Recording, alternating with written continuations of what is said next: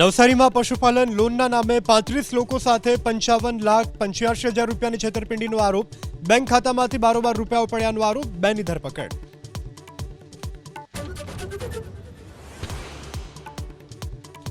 સુરતના કાપોદ્રામાં હાઉસિંગ સોસાયટીના મકાનમાંથી ઝડપાયો ગેરકાયદે ફટાકડાનો જથ્થો. 1.44 લાખના ફટાકડાના જથ્થા સાથે 2 મહિલાની અટકાયત.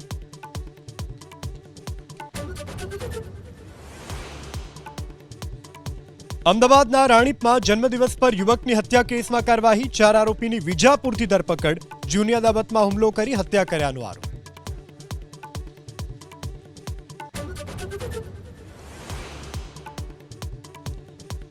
મહેસાણામાં વાઇબ્રન્ટ ગુજરાત રિજનલ કોન્ફરન્સનું સફળતાપૂર્વક સમાપન. 3.24 લાખ કરોડના થયા 1212 MOU. 62થી વધુ દેશોના પ્રતિનિધિઓ રહ્યા હાજર.